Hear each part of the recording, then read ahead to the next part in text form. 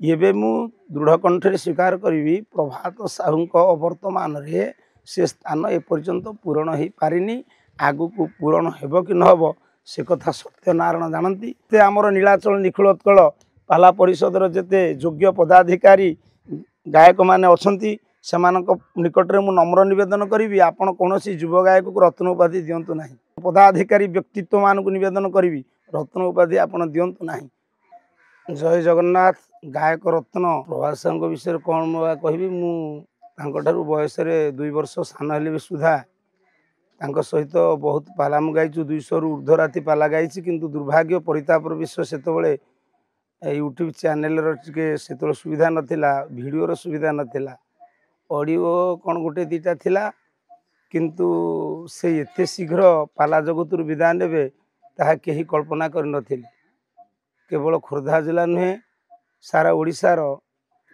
गायबा गायक भितर से अन्यतम एमती कि संगीत मानक उपरे अनेक गायक निर्भर कला बेले से जने गायक मु पाला बारंबार देखी सहित गाई से केवे निर्भर करती एमती कि कष्ट राग जुगुड़े सब अच्छी पहाड़िया केदार पंचम बराड़ी कामोदी ठार आरंभ करी आनंद भैरवी पंचस्वरा से एका एका एमती कि निजे गाई संगीत मानक गायबार जो पाली धरती से आउ तांकर जो प्रकार लाउड स्पीकर सेमिति गायबा गायक कहीं मु पुरातन गायक तो देखिनी किंतु जेते गायक अच्छा सेमिति कई गायक मु देखुनी अनेक दिन पाला तांको संगे गाइला भितर गोटे थर मोर मन पड़ुची से अनुभूति से स्मृति जे एमिति कि वादानुवाद भितर कथबार्ता भितर टिके व्यक्तिगत आड़ को चलीगला समालोचना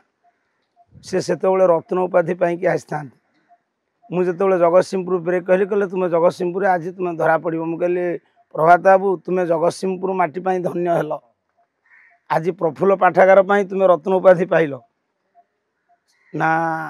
हाँ मुझे स्वीकार करुच्ची जगतसिंहपुर माटी की मुंडिया मारुची मुझे जगतसिंहपुर नुहे कि खोर्धा नुहे आम समस्ते ओडिशावासी तेणु से जा हूँ तांकोपरी जड़े योग्य गायकंकर अवर्तमान आज निश्चित भाव में आम उपर एक प्रकार प्रभाव पकई सी थे बर्तमान 250 रु ऊर्ध्व राति पाला से गाँव था जितेबले सहित मोर पालार धारा धीरे धीरे आगू को आगेला प्राय वर्ष को 60 राति 70 राति एमती 80 राति पाला आम उभय सांग हो गाइलु थरे से जितेबले रोगे पड़े मत कहले गोसाई मु कौन आउ भल हेबी परवर्ती समय पाला मंच पाला परिवेशन करी मु कहले किसी असुविधा हेनी निश्चित भाव में तुम्हें नारायण को जेहेतु सेवक नारायण कर तुम्हें नारायण का नाम नौच निश्चित अल्प दिन भितर तुम्हें आरोग्य हो पाला गाइब ना मु गोटे कथा कहूँ तुमको मु जो ग्रामदेवती पाखे प्रथम आरंभ करी से ग्रामदेवती पाखे मु निश्चित भाव में आरंभ करी आज से कथा मन पड़ा बेलू मो आखिरे लुहा आसी जाऊँगी सहित जो गायक वाद्य परिवेशन करुले से रोगे पड़ला मत निजे फोन कर कहले गोसाई तुम्हें भास्कर बाबू को भाई भास्कर बाबू को नियो आउ पालार रख मुझे तुमको कथा दूची तुम शरीर जो आरोग्य हम तुम्हें पाला क्षेत्र को आसब मु तुम बायक को तुमको फेरई देवी किंतु गोटे दुखर कथा गोटे संगीत पाई से एते कष्ट करिसंती तांको पाई से बहुत दान देइचंती कहले चले भत्ता ठार आरंभ करी से बहुत त्याग करिसंती मु निश्चित भाव में मुह कर कहि से अन्य कहीं नुहंती से फकीर बाबू कहीं एक कथा कहली ना जितेबले मु रखिली गायक भास्कर को से मत कहले कहले फकीर को टिके रखिले हुंतानी परवर्ती समय मत शुणिली प्रत्येक कार्यक्रम रे फकीर बाबूंकर अनुपस्थिति सेटा मत दुख देला किंतु से संगीत गायक मानक सठिक रूप से किपरि भाव में तुम्हें छांद चौपदी शिखब गायक को तुम्हें सहयोग कर एक से बारंबार कही था से पालियारू गायक हेले भी सुधा अल्प दिन भितर जी ख्याति अर्जन कर समसामयिक गायक माने भी से ख्याति अर्जन करना से कथा मु चिंता करे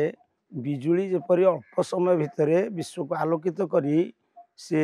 लिभि जाए से मात्र अल्प किति भितर जड़े योग्य गायक छात्र ओडिशार अनेक लब्ध प्रतिष्ठित पाला गायक थिला बेले नरोत्तम महापात्र महोदय से जेतिकी छात्र सृष्टि करिसेंती भितर कहीं जड़े अयोग्य ना कहार जीभर हाड़ ना छात्र मान अयोग्य कहीपर से नरोत्तम महापात्र कोलपोछा पुଅ होउचंती प्रभास साहू मुझे मिहिर भाईना गाँ को पाला गाई गली आपणकर मल्लीपदर सेठी मते निजे प्रभास साहू कहले कहले गोसाई टिके मो गुरु पाखक जीवनी दर्शन करने को कहले अरे तुम गुरु कौन से तो जगतर गुरु नरोत्तम महापात्र जन उच्च शिक्षित रेभेन्सा कॉलेजर से स्टूडेंट तांको प्रशस्ति मु निजे मो गुरु जगन्नाथ बेहेरा शुणी आपण आश्चर्य हेबे एपरी सुंदर लोक मुझे कौन प्रतिष्ठित गायक गहन में मिसी देखनी जो आम पहुँची गली बापा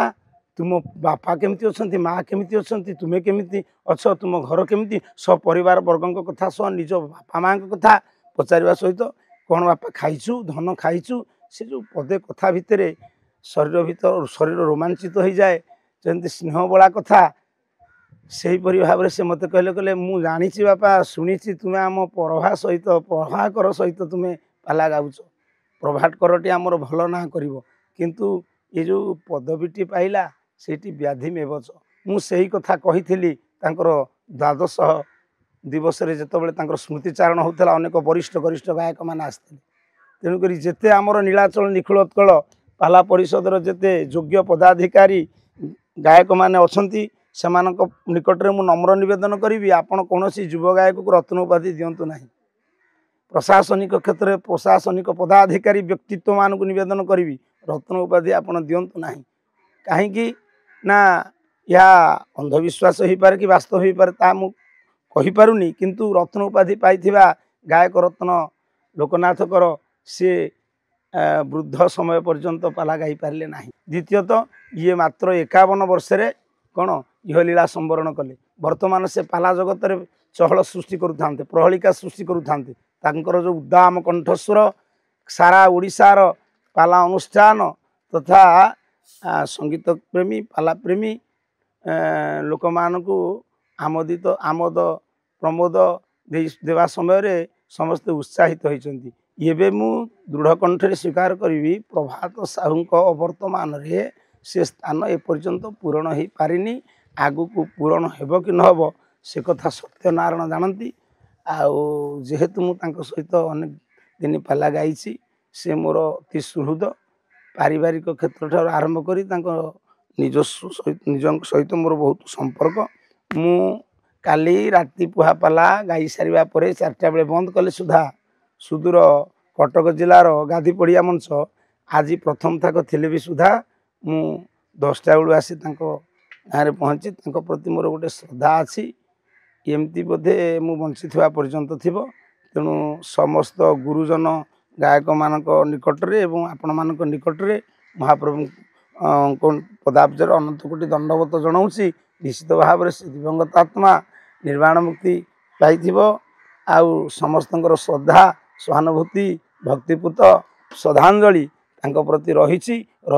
जे पर्यंत पाला थी ये ओडिशा माटी रे से केबे हेले तांकर कृति तांको जस केबे हेले लिभिब नाही तांको पार्थिव शरीर पंचभूत मिसी गले भी सुधा तांकर कला तांकर कृति तांकर कृति तांकर भाति तांको बंचेइछि बंचेइ थिबो मध्य।